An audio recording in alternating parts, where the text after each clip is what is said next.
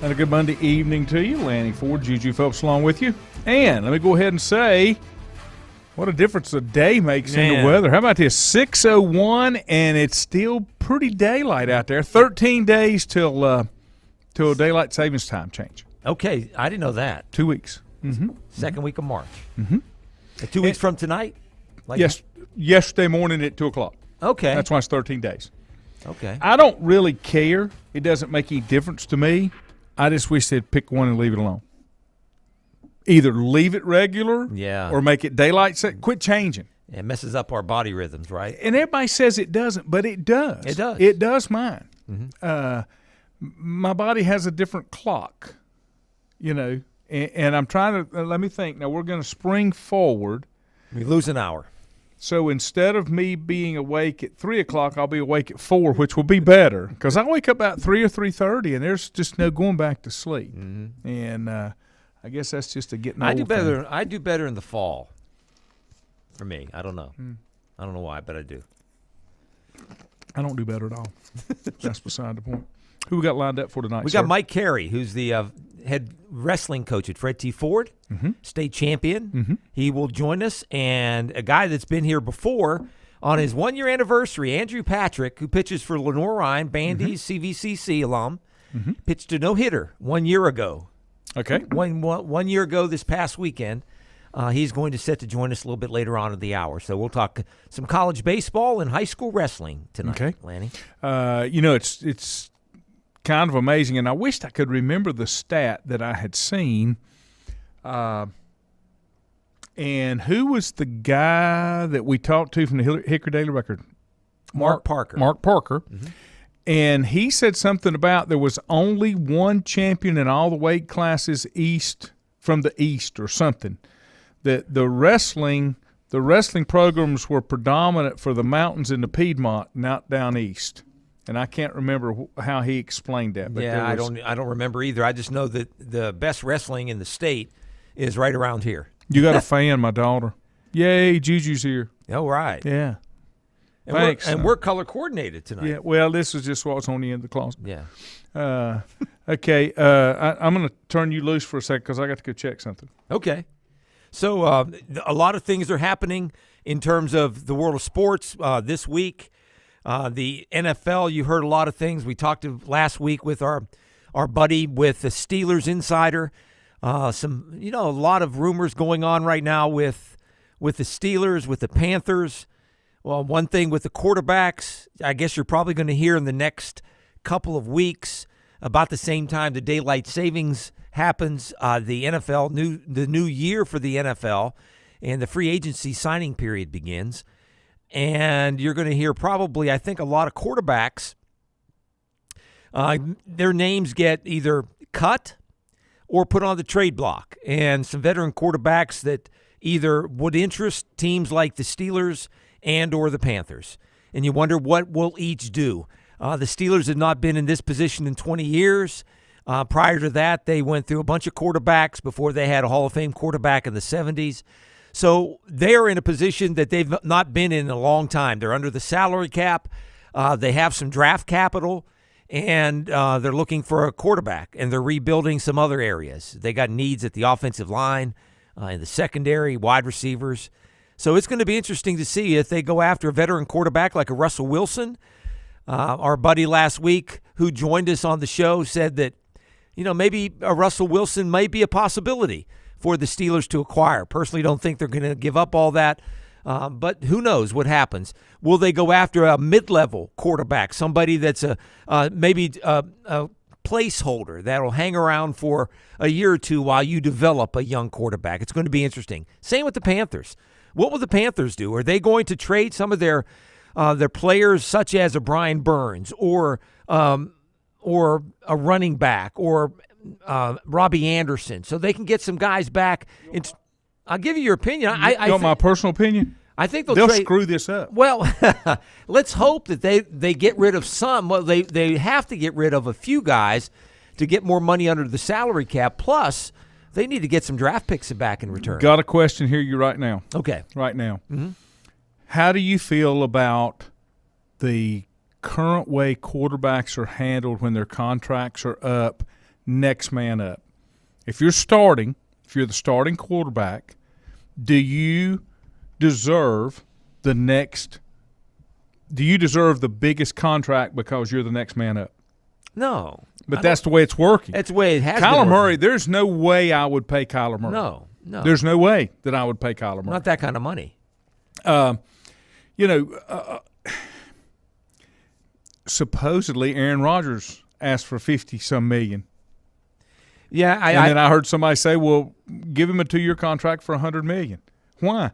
Can he guarantee me a Super Bowl or just another really good year where they fall apart in the first couple of rounds and Aaron has a great year and his hair's hanging out of his helmet and he's got a little nice beard? Gives you a better chance to win a Super Bowl if you have a franchise quarterback, and they have one. It hadn't worked real well for him.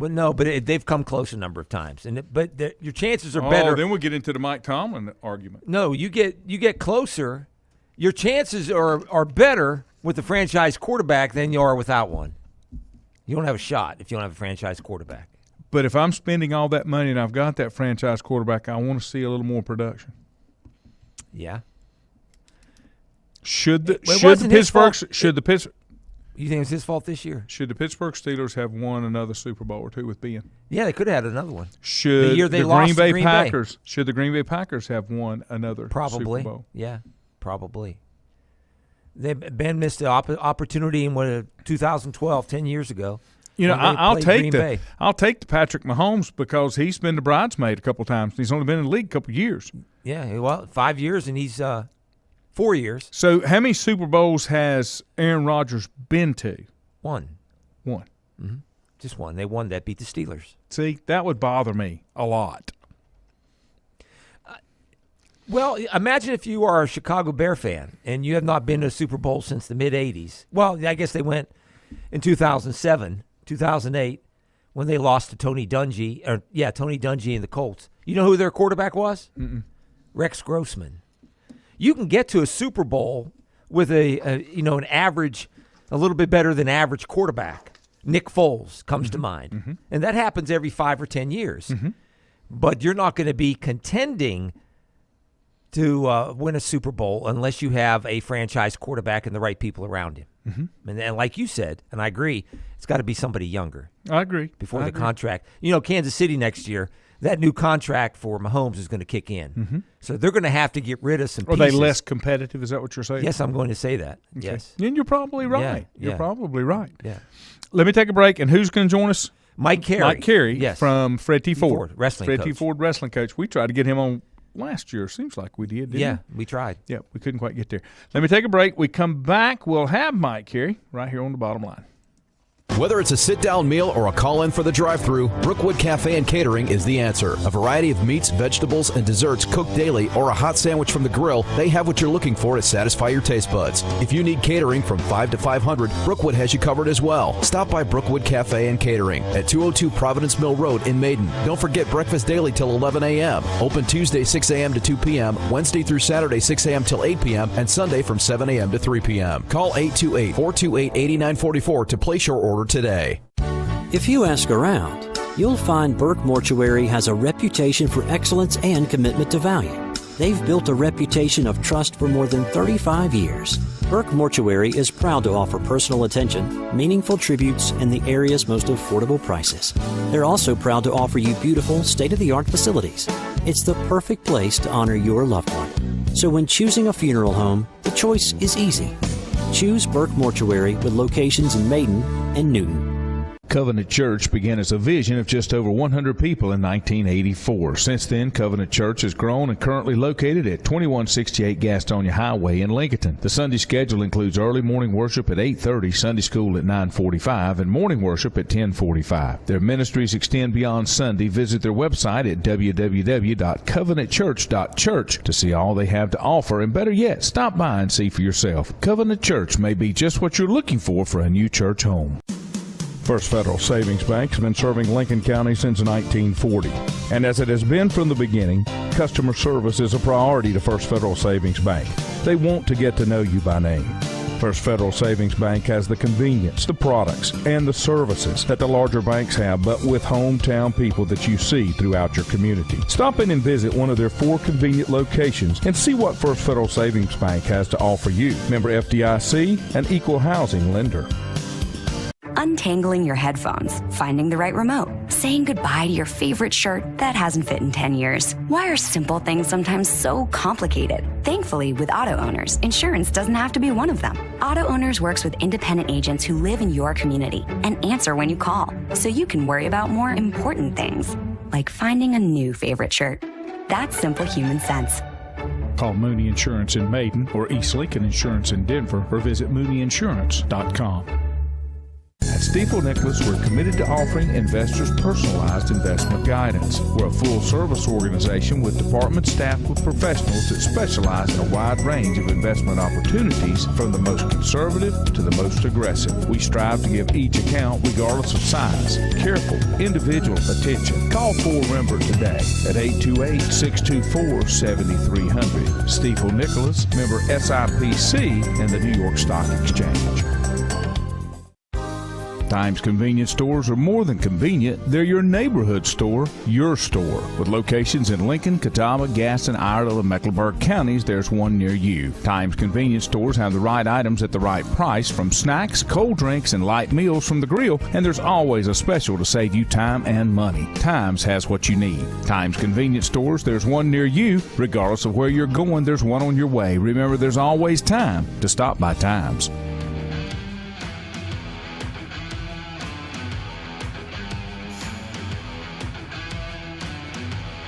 And welcome back to the bottom line. Lanny Ford, Juju Phillips. That spot was hot. I had to turn my headphones down, then I couldn't hear me. I got to make sure I'm still here. Let me head over to the phones and bring our guest on. He is head wrestling coach at Fred T. Ford, Mike Carey. Mike, thanks for joining us. Mike, have I got you? Yes, can you hear me? Yep, I do now. It helps if I turn you up, doesn't it? I'm sorry. That works. Yeah, thanks for having me. Yes, sir. You know, we were talking, and Mark Parker had made a statistic or just a mention that except for like one, I guess, champion maybe came from the Western and Piedmont section of North Carolina, that Eastern schools just don't fare as well in any class in wrestling. Right. Mm-hmm. Is that kind of the way you've seen it?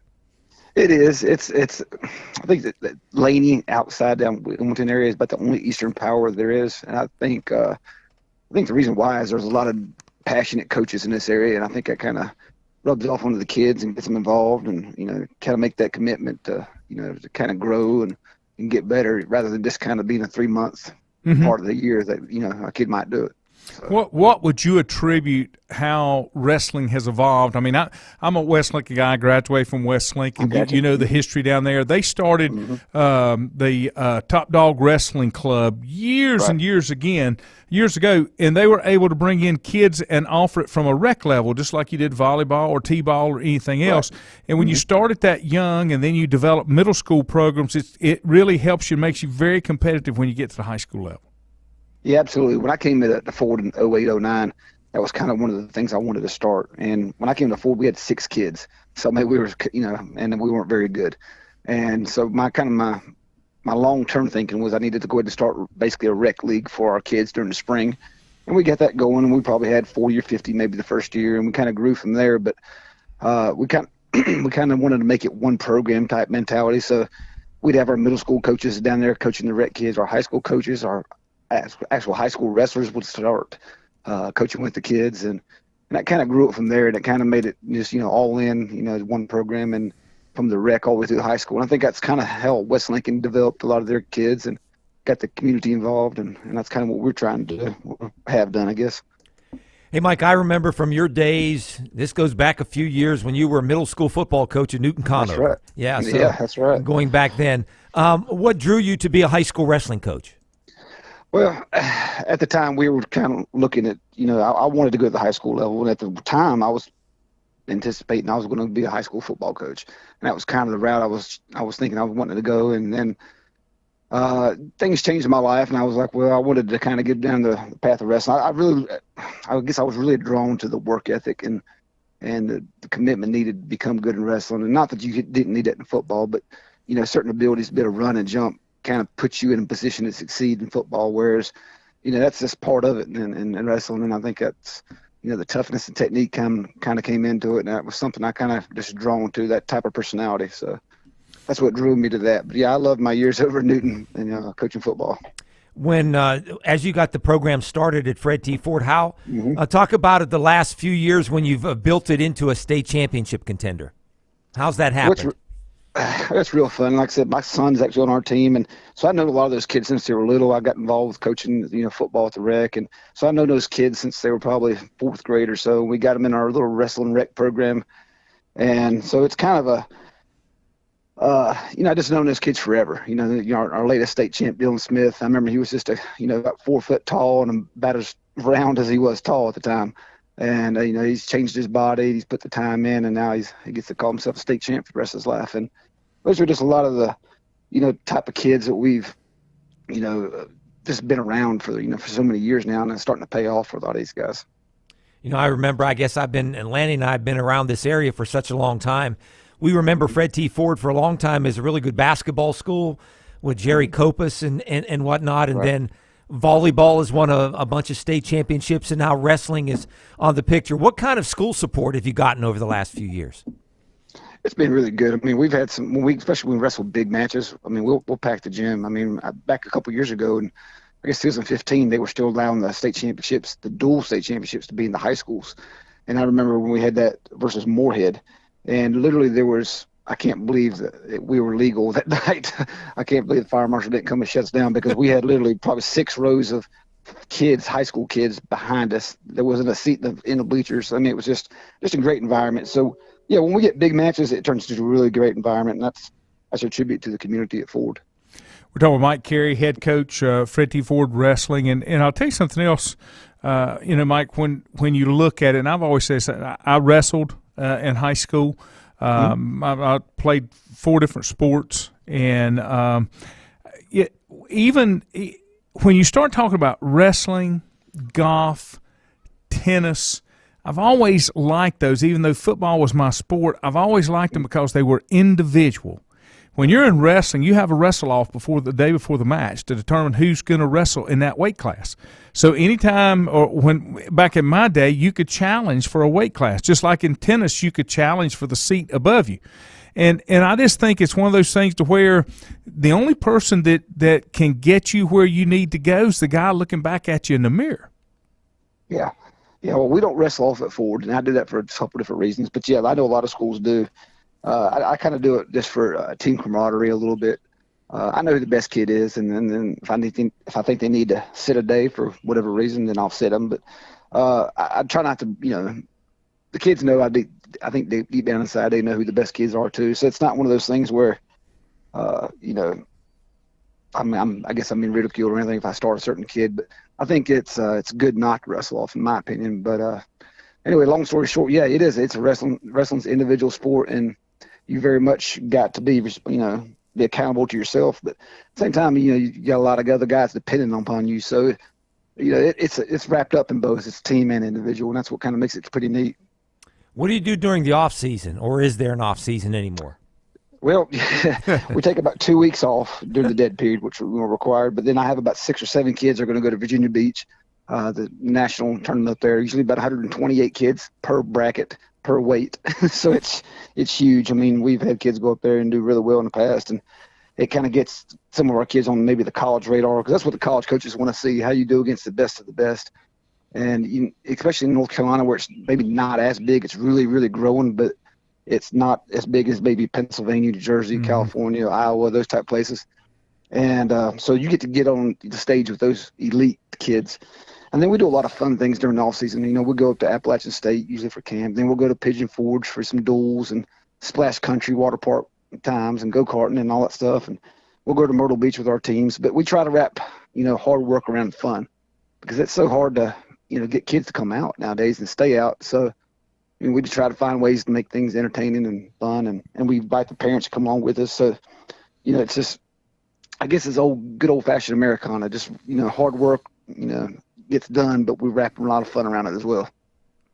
when I wrestled and when I officiated wrestling when I was in college, you still wrestled from back then it was 90 up to heavyweight. There was, or unlimited. There was no 285. I told Juju when I was in high school I wrestled some 350s and 400 pounders because you could. That's the way that worked. But back then you did not start at a different weight class. You wrestled all the way through. Now, isn't it? Don't you draw it out of a hat? It's a random draw, and you start at a weight class. There's strategy that goes into that with moving some kids around sometime, isn't there? Oh, absolutely. And plus it doesn't put all the pressure on the heavyweight at the end of the match. If it came down at the end, it's always going to be on the pressure of the heavyweight or the last kid wrestling. Now it's random draw, and then you do the little disc flip at the very beginning of the match, depending on who has to send who first. So, yeah, in some of those tight matches, absolutely, there's a lot of strategy involved with who you're going to send, because sometimes if your good's a little better than their good kid, then that's a big good strategy to get on to them. And you may have a kid that you can wrestle up because you can always wrestle up one weight. Yeah, it'll help you with the team score. Because and I've seen that happen. That wasn't as prevalent when you wrestle from lowest to, from lightest to heaviest, because it didn't work out quite that way. Right. Coach, I follow wrestling from afar. The only reason I do is I grew up in Pennsylvania, Western Pennsylvania. High school wrestling was very big. That and football, that was it. And with the success of the programs around here, a couple of people have asked me, and I'm wondering myself, there is a high school basketball tournament during the holiday season. It's been here for 20-some, 30-some years. I wonder what it would take. No, there is one. Or there used to be, and Coach, you correct me if I'm wrong, used to be the St. Stephen's Indian Classic. Oh, yeah. That used to be a huge one. There, and they have a couple teams there, but it's not like the whole Catawba County area. Yeah. Right. But that used to be one of the biggest ones in the area. Sure has been. Yep. Is there talk, do you think there is a possibility down the road to have all these teams wrestle each other in a holiday tournament? Yeah, me and Billy Baker, of course, at St. Stephen's, have talked about that. Me and him are both on the North Carolina High School Coaches Board, and we work with the North Carolina High School Athletic Association about stuff like, trying to grow the sport and this and that. And we both had talked about that before, and it's got to, I guess, come down from, we'd have to get the event center, down at the Hickory Convention Center, and that's probably the only area that I think that would probably be able to accommodate everybody. But we have talked about that. We've also talked about doing a postseason type deal with that. So we've had a couple different, ideas. We're just kind of bouncing off each other, and it's also, you got to talk with the other coaches and stuff. And so it's with conference schedules and everything else, it becomes, there's a lot of different variables in there that you'd have to negotiate a little bit, I think. Mm-hmm. Are there as many, we're talking with Coach Mike Carey from Fred T. Ford, are there as many Saturday tournaments, weekend tournaments as there used to be? That's how so many kids got matches in. You'd have some tri-duels, but you also had these weekend tournaments that kids would wrestle in. Oh, yeah, that's how you get a lot of the matches in. And it's so important to get those matches just because from a toughness standpoint, you're having to grind through maybe 9 matches on a weekend, or you might have to, you just expose yourself to different people too. So Saturdays are big in wrestling, which can be very tiresome. You're getting there at 8 a.m. for a weigh-in, then you're wrestling at 9, you're getting done at 6 p.m. at night. So it's tough on the body and tough on the mind, but there's a lot of growth that happens during that time. Yeah, that's what you're looking for. Mm-hmm. Coach Mike Carey, congratulations. We appreciate taking the time to join us tonight, and best of luck in the off season. Maybe we can come up again and talk about another state championship next year. I sure hope so. Thank you, Coach. Coach. We appreciate it. That's Coach Mike Carey, and Fred T. Ford High School head wrestling coach. I was a little surprised on the wrestle-off. That used to be kind of a big thing. Let me take a time out. We come back. The NCAA has loosened up the Mary Jane policy. I'll give you the details. Whether it's a sit-down meal or a call-in for the drive-thru, Brookwood Cafe and Catering is the answer. A variety of meats, vegetables, and desserts cooked daily, or a hot sandwich from the grill, they have what you're looking for to satisfy your taste buds. If you need catering from 5 to 500, Brookwood has you covered as well. Stop by Brookwood Cafe and Catering at 202 Providence Mill Road in Maiden. Don't forget breakfast daily till 11 a.m. Open Tuesday 6 a.m. to 2 p.m., Wednesday through Saturday 6 a.m. till 8 p.m., and Sunday from 7 a.m. to 3 p.m. Call 828-428-8944 to place your order today. If you ask around, you'll find Burke Mortuary has a reputation for excellence and commitment to value. They've built a reputation of trust for more than 35 years. Burke Mortuary is proud to offer personal attention, meaningful tributes, and the area's most affordable prices. They're also proud to offer you beautiful, state-of-the-art facilities. It's the perfect place to honor your loved one. So when choosing a funeral home, the choice is easy. Choose Burke Mortuary with locations in Maiden and Newton.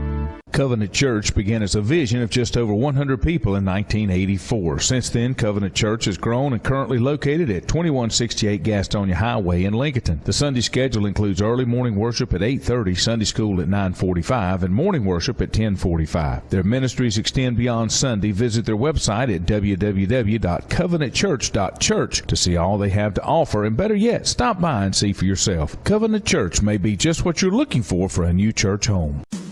First Federal Savings Bank has been serving Lincoln County since 1940.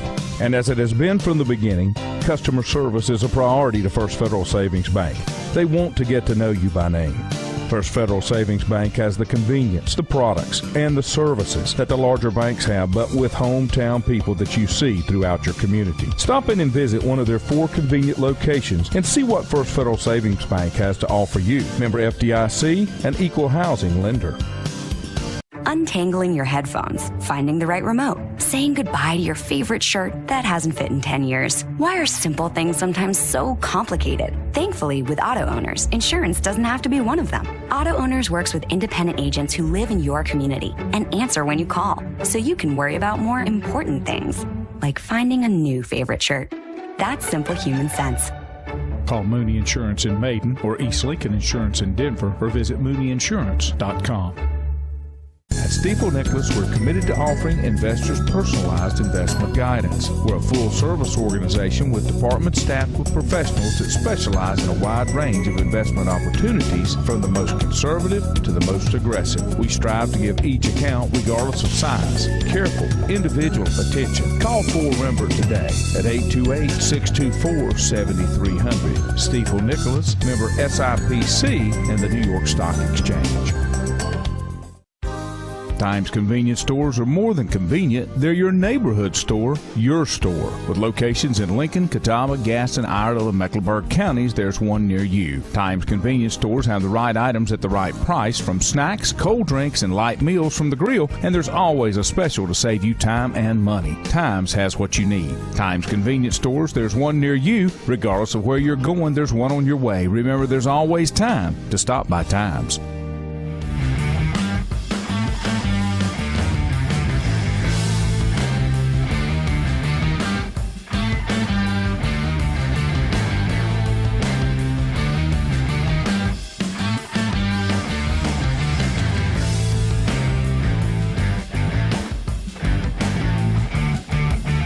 And welcome back. Chief Engineer Mike Griffin in the house. Well, we were still on TV. That was good. We kept our clothes on and stuff, so it didn't really matter. There's no Hooters dancing girls in here or anything like that, so we were all good. Wearing the colors, though. Wearing the colors. Got my Glen Oaks shirt on today. I meant the Hooters colors. Is that the Hooters colors? Been so long since I've been there. Butch Parker says Maiden High Wrestling hosts a Christmas tourney every year. You're thinking of something bigger. Yeah. It would involve the biggest thing used to be the St. Stephen's Classic. Yeah, the Indian Classic. The Indian Classic. In college, when I was officiating, I used to officiate that tournament. Mm-hmm. Was one of the officials. There was 3 of us would work it because they'd run 3 mats. And this would have been about 1980, 1981. That was $100 to officiate high school wrestling all day. Now, that was a job, but $100 was $100 back in the day. Yeah. But, yeah, used to do that. I wasn't aware of that. Let me give you a rundown from basketball from over the weekend.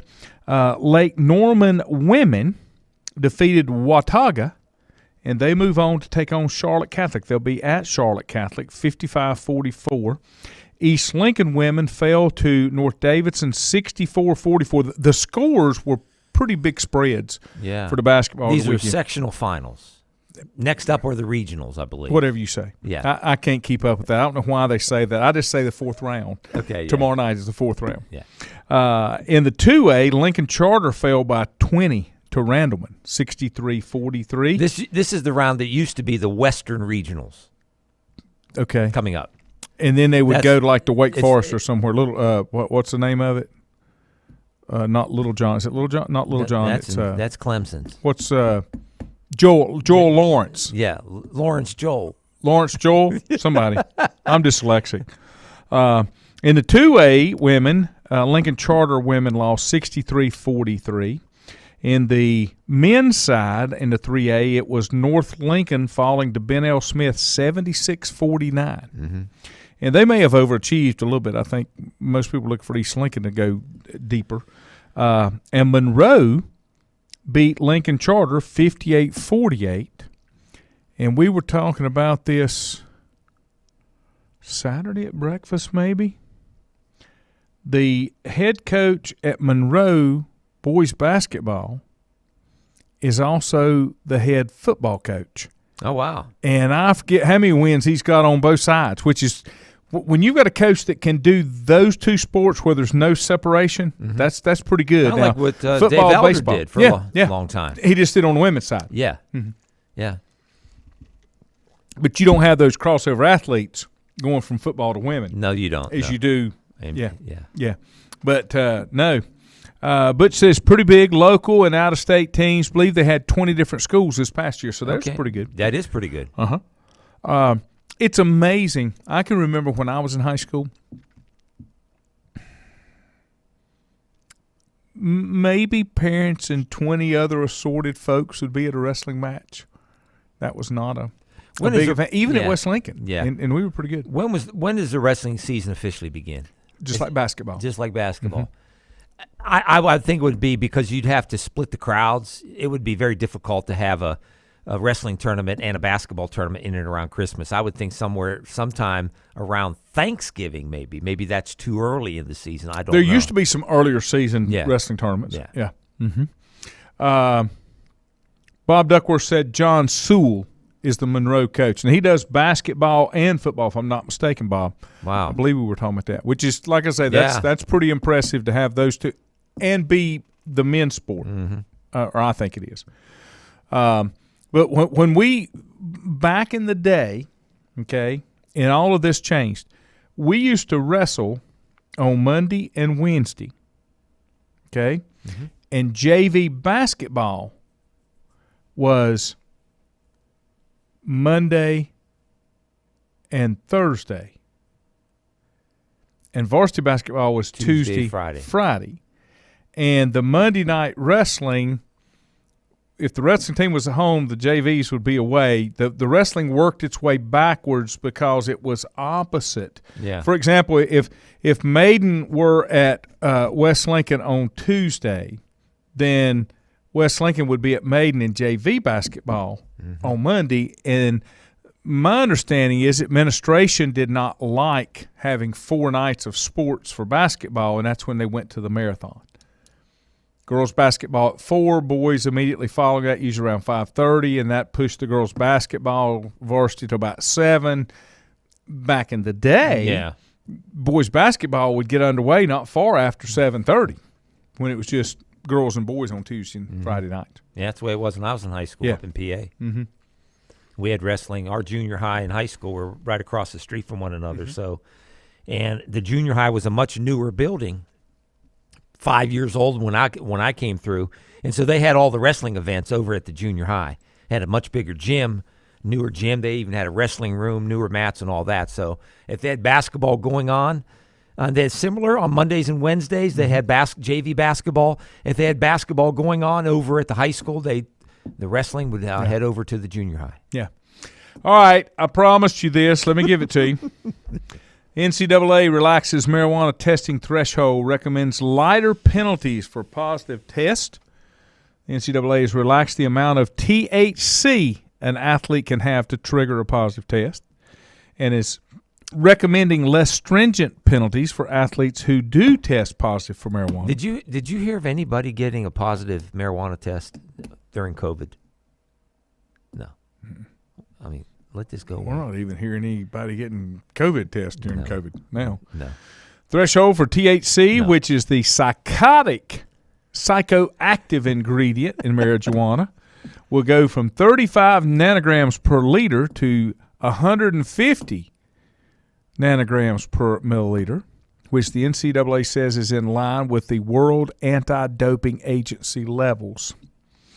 Threshold level change is effective immediately and is retroactive to drug tests taken since the fall of 2021.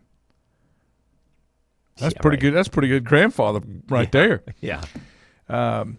Reconsidering the NCAA approach to cannabis testing and management is consistent with feedback from membership on how to better support and educate student athletes in a society with rapidly evolving public health and cultural views regarding cannabis use. Wow.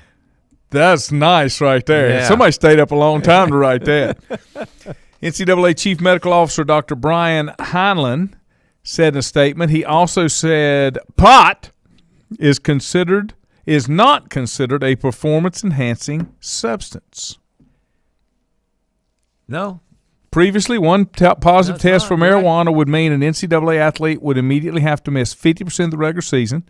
A second means an athlete would sit out for an equivalence of one season, regular season. Under the new proposal, an athlete will have to follow a school's management plan in education after testing positive for the first time. The second positive test would not cause an athlete to lose eligibility as long as they complied with the first management plan. Otherwise, the athlete would sit out 25% of regular season games. If you're really not going to have a penalty for it, why are you testing? Yeah. That's right. I don't know why they're doing that. I don't know. I've there are said other this issues for out over there. and over. They I've said need this to over and worry over. about. If you're not testing for alcohol, why are you testing for marijuana? Yeah. Because that's the way they've always done it, I guess. I know. The third positive test, again, still wouldn't affect eligibility if the athlete was compliant with the previous two plans. If not, the athlete would lose out on 50% of the regular season contest. Each NCAA division will have to vote. These are proposed new penalties. They got more important things to vote on than this. Give them gummies or something. The NBA suspended testing for marijuana for the current season. Mm-hmm. MLB has removed marijuana from its banned substance They got list. other issues than that.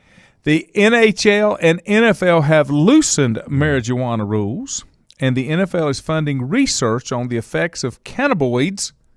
Cannabinoids, I like that. Yeah. On pain management and neuroprotection from concussion in elite football players. Yeah, they just need to worry about some of the painkillers. They need to figure out and have a stronger policy on painkillers. You're going to like this. This is 9 years ago.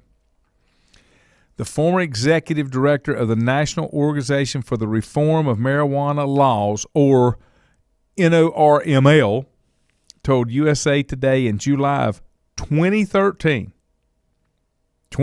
9 years ago, that testing positive at 150 nanograms per milliliter would equal a pretty dedicated cannabis consumer.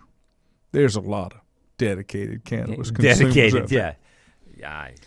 And somebody has, I'll guarantee you, somebody has got that worked out to a math equation. Yeah. I can have a joint and a half a day and be under that 150 milliliter or whatever. The NCAA needs, they got more important things on their plate that they need to worry about, namely the athletes' mental, their mental health, and I think painkillers too, and then maybe gambling, betting. Not about this. There's I don't think it's no longer an issue. I agree. Yep. And the CVAC, Butch said, we still wrestle and basketball same nights, opposite site during the first round of basketball. Oh, okay, yeah. So there is an equation to that. Mary Davis said, watch for Miami making a huge turnaround with the loosening up of the marijuana laws. Could be a lot of them doing that, Maddie. Oh, that's pretty good. That's funny. I didn't even think of that one. That's pretty good. Let me take a break. We have got Andrew Patrick coming up in just a few minutes. Stay right here. Local pitcher. We're baseballing right here on the bottom line. Sit-down meal or a call-in for the drive-thru, Brookwood Cafe and Catering is the answer. A variety of meats, vegetables, and desserts cooked daily or a hot sandwich from the grill, they have what you're looking for to satisfy your taste buds. If you need catering from 5 to 500, Brookwood has you covered as well. Stop by Brookwood Cafe and Catering at 202 Providence Mill Road in Maiden. Don't forget breakfast daily till 11 a.m. Open Tuesday 6 a.m. to 2 p.m., Wednesday through Saturday 6 a.m. till 8 p.m., and Sunday from 7 a.m. to 3 p.m. Call 828-428-8944 to place your order today. If you ask around, you'll find Burke Mortuary has a reputation for excellence and commitment to value. They've built a reputation of trust for more than 35 years. Burke Mortuary is proud to offer personal attention, meaningful tributes, and the area's most affordable prices. They're also proud to offer you beautiful, state-of-the-art facilities. It's the perfect place to honor your loved one. So when choosing a funeral home, the choice is easy. Choose Burke Mortuary with locations in Maiden and Newton.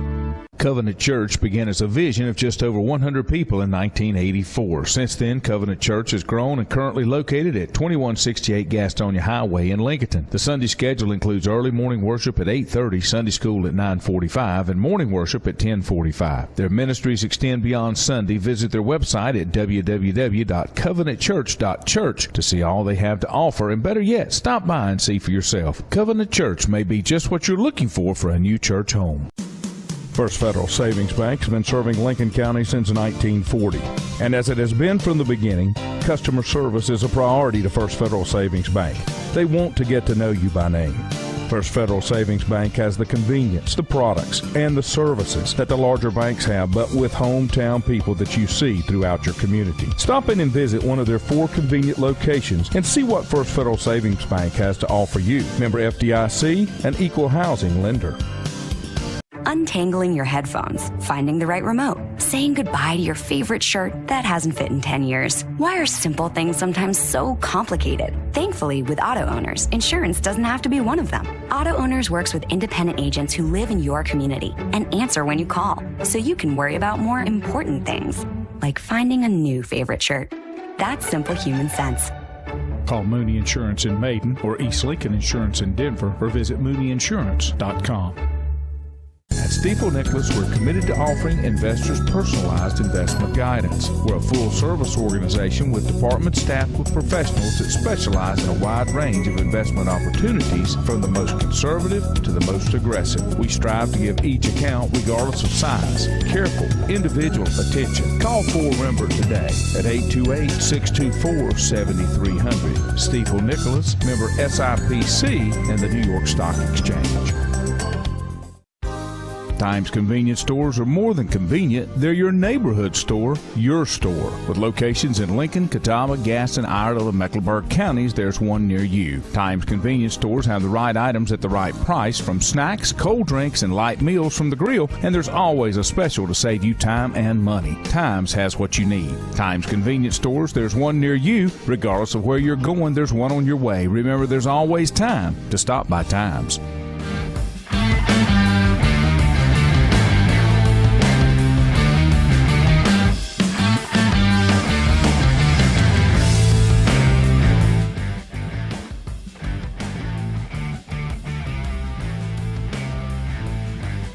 And welcome back. Heading into the final segment here of today's show for the final day of February, since there's no 29th of February. We're already wore February out, and it's going to be March, whether we like it or we don't. We're going to head over to our guest line, bring our next guest on, Andrew Patrick. Andrew, thanks for joining us. Absolutely. Thank you all for having me. Yes, sir. Andrew is a product of Bandy's, CVCC Red Hawk, and now a Bear. And everything I've read, LR's off to their best start in school history. Is that right? I believe so. Yeah. Hey, Andrew, this is Juju. Congratulations on a great start. I saw your last start on Friday. You had a nice little contingent of some of your, I guess, family and friends that were at the game. Tell us what has been some of the reasons, or what are some of the reasons that the baseball team at LR is off to such a great start? Yeah, for sure. Just one part about, like you said, I did have a lot of people there to support me, which is a great thing about going to college close around where I grew up at Bandy's, and I'm still able to have all of my family and friends come up and watch me play, which is awesome. But as far as the team goes, one thing that I've just noticed about this team is that we have a really, really good team chemistry and camaraderie, and every good team that I've been on has had a deeper connection than just baseball. And I think that this team is one of those teams that only comes around every once in a while that just has a special chemistry and camaraderie about it. And that usually translates into a lot of wins, and that's kind of what we're seeing here. So it's just it's really fun getting to play with the guys, and I think that that's what's helped us go on this streak to start the season, is that we just don't make too much about it and just remember it's a kid's game, and we just have fun playing it. And that's really what I think has been one of our biggest reasons for our early success. And you've won games in different ways, either if it's a walk-off or coming from behind or getting great pitching. You found different ways and different guys, and you've had some guys that haven't been hot in the past, and all of a sudden they're red hot. It's just been when you look at it, I guess, you guys have added some players, some junior college players, and it's like you said, the chemistry seems to just be working. 100%, and that's just another reason that a lot of guys are able to step up in big situations and produce. I think everybody on the team knows that we all believe in each other, no matter what the situation is. Like you mentioned, we won games. The very first series of the year was at Emmanuel, and it was about 40 degrees, and the wind was blowing in. So there was one homer hit all weekend. So we had to win by scrapping and by just bunting, hit and run, steal, doing all the little things right. But then whenever we got back to LR and were able to play some home games, our guys showed what they could do with the bat and started hitting balls out all over the place. And then there's been games we've won where our pitching stood up, and then there's other games like a midweek a couple weeks ago against Barton that the pitching had a rough game, but the offense was there to pick us up. And it's just a really good sign to see that working this early in the year, because as the later the year goes and the more we play, I know that there's going to be times when something isn't working. But thankfully with this team, it feels like we can always figure something out. It's been impressive that they had a 13-game homestand, Lanny, and won all 13 games. Wow! So they've done it. What is talk about the coaching and how Coach Ramirez has gotten you guys ready? Last year you had a winning season. The year before, when everything was kind of shortened or cut off, you weren't there at the time. But since he's come, he has been able to have winning seasons at LR. What is it about his staff and himself that has put this program together on the right foot? I think the biggest thing about Coach Ram is that he just never quits with us. Like every single day we're out on the field, even in the fall. We had a pretty grueling schedule. We played 4 inter-squads a week. We lifted 4 times a week early in the mornings. We just really got after it. And through all that time spent together, we were able to grow that team chemistry and camaraderie that kind of produces out on the field. And I think I get to spend a lot more time with Coach Beasley is the pitching coach at LR.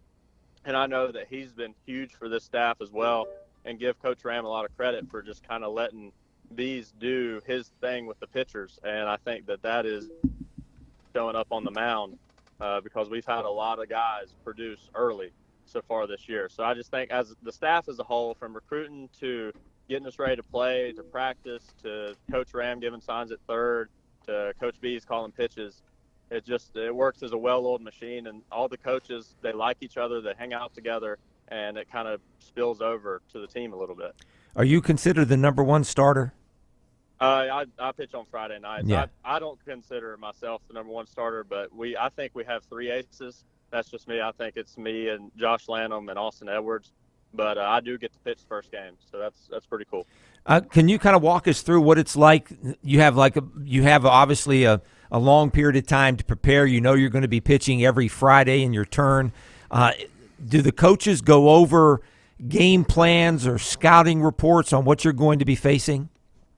So one thing that Coach Bees has been able to really do really well is learn each individual pitcher and kind of cater to what works for us. I know last year we would go over scouting reports a lot, and I just kind of felt like I was overthinking it a little bit. And I would go out there and, walk a few too many people, just kind of get myself in tough situations. So instead of doing that this year, we've actually scaled back a little bit for me with other guys, he still does scouting reports, but I just basically get an overall snapshot of what the other team does, if they're a bunting team, if they steal a lot, if they are a power hitting team, whatever. And then I just try to go out and pitch to my strengths. It's different in college and in high school than the pros because we do get 7 days in between starts. So it's definitely something that I could overthink, and I've definitely done that in the past. But I think just doing it so much, I've been a starting pitcher since I can remember. So I think just over time, just maturity and experience has just helped me a lot to just not overthink it and just go out there and perform. You got a midweek road game, a non-conference game, but then you open conference play this coming weekend, I believe, against Coker, back at home again. So I would guess when you look at the South Atlantic Conference, have you looked ahead on some of those teams? Wingett's the defending national champions. Catawba's always good.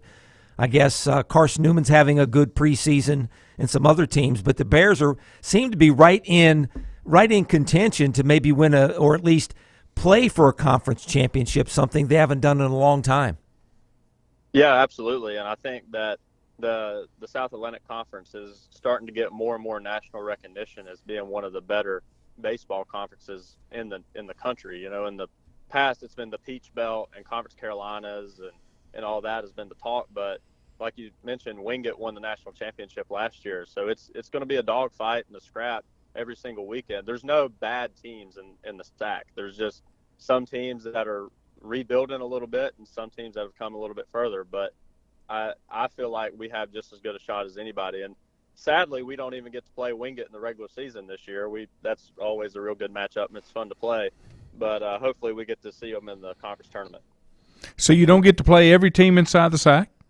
No, it's only, if I'm not mistaken, we get 10 conference weekends, and I think there's 13 teams in the SAC. So we don't play Newberry, Wingate, or Limestone, or Queens. So 14 teams in the SAC. See, that's wrong. Yeah. I'm sorry. It used to be you did home and homes with stuff, and now you can't even get around one time. I know. It's ridiculous. Just having the chance to play the defending national champion. Yeah.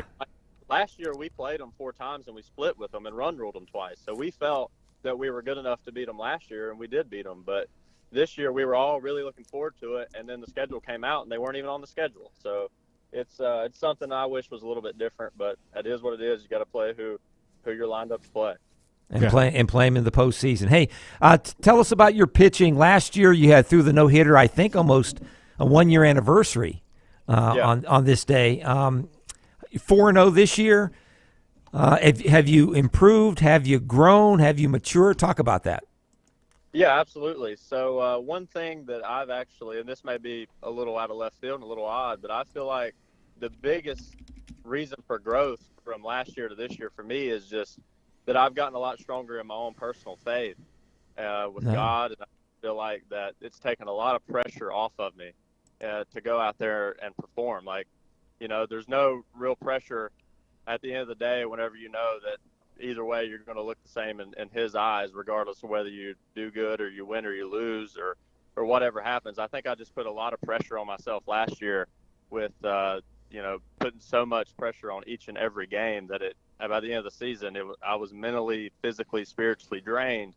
And this year I just felt like I went into it with a lot better attitude and was able to just take it slow and realize that it's a game and it's supposed to be fun. And, I'm lucky enough to be able to play it. So why not have fun with it? Yeah. So that's just kind of the maturity that I've seen from myself a little bit. Perspective is a huge thing once you can get to that. Absolutely. And that's what I've kind of had to learn a little bit. At the end of the day, if the worst possible thing that could happen to you is losing the ball game, then it's a pretty good day is the way I try to look at it. A lot of people don't see it, but you're exactly right. Andrew, best of luck to you. We'll try to check with you again later on as the season goes on. Thanks for taking the time to join us tonight. Awesome. Thank you all for having me. Thank you, Thanks, Andrew. buddy. Go Bears.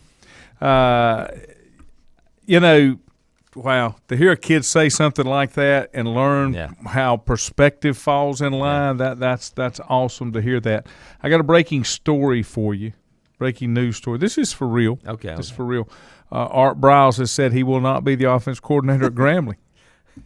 They let him coach 2 years in high school since he got fired. How did he do that? They don't have newspapers where they got this high school or something? I mean, I hate it for him. I really do, but, you know. What's the deal with Grambling, though?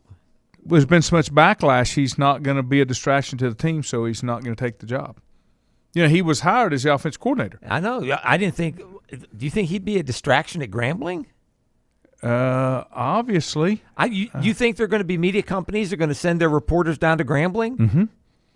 Doug Williams came out against him and said Eddie Robinson's turning over in his grave right now. Okay, well, I mean, he's an icon at Grambling. I can see that. Yeah. I didn't What realize, about the head coach, Hugh Jackson? Is that who the head coach is? He had had a similar scenario when they attempted to hire him for the Hamilton Tiger Cats of the CFL, and they had to pull the offer because of the backlash when they announced he was going to hire him. Can you not give guys second? I mean, how long do you have to serve your penance before you get a chance at Depends on what you did. Yeah, I guess. Depends on what you did. Yeah. You got some on this day, sir? I got a few. Okay. Let me put on my my glasses here. And I think it was on this day in sports history back in 1920. Mm-hmm. It was either you read it and I wrote it down. George Halas bought the Chicago Bears. I was thinking like it was yesterday, but it might have been. Maybe. Yeah. For $100 back in 1920, that would be translated into today's dollars, $1,200. Wow, I'd give $1,200 for the Bears. Yeah, absolutely. Probably could buy them for $1,200. 1931, Canadian Rugby Union adopted the forward pass in rugby. 1940, the first televised basketball game in history was shown between Fordham and the University of Pittsburgh. The game was played at Madison Square Garden. Mm-hmm. John Madden on this day in 2002 was hired to replace Dennis Miller, Monday Night Football. I liked Dennis Miller. He was a little there off to the side a little bit. But I still liked it. Yeah. Monday Night Football, and Madden got a 4-year, $20 million contract. And that's, $5 million a year, and that's 1/3 of what Troy Aikman's going to get, right? Troy Aikman's going to get $18 million or something like that. Everybody's getting a raise. Everybody, yeah. 1959, the Chicago Cardinals traded running back Ollie Matson to the Los Angeles Rams for 9 players. Ollie Matson, didn't he sing for the Spinners? And Don Drysdale, speaking of the Los Angeles teams, Don Drysdale and Sandy Koufax on this day, that since baseball is going through this holdout thing, this lockout, they decided to hold out for the Dodgers for more money. Back in 1966, they did it together, which was kind of cool. How about Wilt the Stilt? He's in every day just about now. He should be. He sinks the NBA record 35th consecutive field goal on this day. And I'm sure it wasn't beyond 5 And feet. he's not even considered in the GOAT race. Neither is Bill Russell, and he won 11 championships. I know. He should be. They should be. They're in the top 10. Yeah. Top 5. 1986, speaking of marriage honor, Peter Uberoff suspended 7 baseball players for 1 year after they admitted in Curtis Strong's trial in September they used drugs. They didn't say they were illicit drugs. Don Mattingly, 10th New York Yankee captain in 1991. 1998, the Canucks, Mark Messier's the 4th NHLer to get 1,600 points. 2010, the Olympic Games closed in Vancouver. Any birthdays? A couple of birthdays. Okay. Mario Andretti. Yeah. And one of your favorites, played with the Baltimore Colts, Bubba Smith. Bubba. From the police, from Police Academy. Wes dropped off my Baltimore Colts stuff. Have I shown you that? No. Oh, I had to show you that. It's at the house. I ain't got it. Famous passings today. One of my favorite NBA players that played for the Hornets, Anthony Mason, died on this day at the age of 48 of a heart attack in 2015. I didn't know he passed away. I remember that. And how about in 2021, one of the original CBS pregame hosts, Irv Cross, passed away last year on this date from ischemic cardiomyopathy, something. I don't know. I don't read right. He was a cornerback, Made the Pro Bowl in 64 and 65 and played for the Eagles. Yeah, so Brent is the only one left. Phyllis George passed away, didn't she? Yeah. Yeah. So Brent's the only one. You know what left. he's doing now? Yeah, he's into gambling big. Yeah, but what else he does during the football season? He's a play-by-play guy for the Raiders. Oh, I did know that. In Vegas. I did know Vegas. That. Yeah. In Vegas. Uh-huh. I think he owns or runs that gambling network. He does own one. VSiN? Is that what you call it? Yeah. I've got one for you. How about born on this day in 1929? Hayden Fry. Okay. The legendary coach. Yeah. He has a pretty impressive coaching tree. Yeah, I'm sure he does. Well, here's where he was at SMU from 62 to 72, North Texas from 73 to 78, Iowa from 79 to 98. He was born in Eastland, Texas. He passed away in 2019. And I had forgot Bubba had passed away 11 years ago. Yeah. Hard to believe. Brian Billick was born on this day in 1954. Coach with the Ravens, Super Bowl champion. That's coach. correct. Yeah, NFL Network and they announcer. And that's where I'll argue with you that they did not have a franchise quarterback. No, they did not. They did not. It happens about every 5 to 10 years. Yeah, he was a stand-in. Nick more than Foles, anything. 2015 or 2016 when they won. Mm-hmm. They beat the Patriots. It happens. How about former Carolina Panther Mike Rucker, born on this day in 1975? Part of their broadcasting network. Do we know if they're going to name a play-by-play radio guy? Well, they're talking about it. It's still, Tepper and his wife are trying to decide. Well, such pressing matters. Well, absolutely. They got the Charlotte FC coming up. They played their first match game, whatever, over the weekend. Yeah, and their first home match is this week. They're expecting 70,000. Bob says, will Troy Aikman do well at ESPN? It depends on if Al Michaels goes with him or they wait on Joe Buck or what they do. He's got to have a strong play-by-play guy with him, I think. You don't think Steve Levy will be okay? No. For Monday Night Football? No. No. Don't think so. Kevin Wise said he had a teacher at Tuttle that played for the Colts, Walt Witherspoon. Walt Witherspoon. Played for the Baltimore Colts. Okay. The Baltimore Colts. The real Colts. Mm-hmm. All right. We've had enough. We done played through the music twice. Have a nice day. I'll see you back in 13 hours. Have a good one.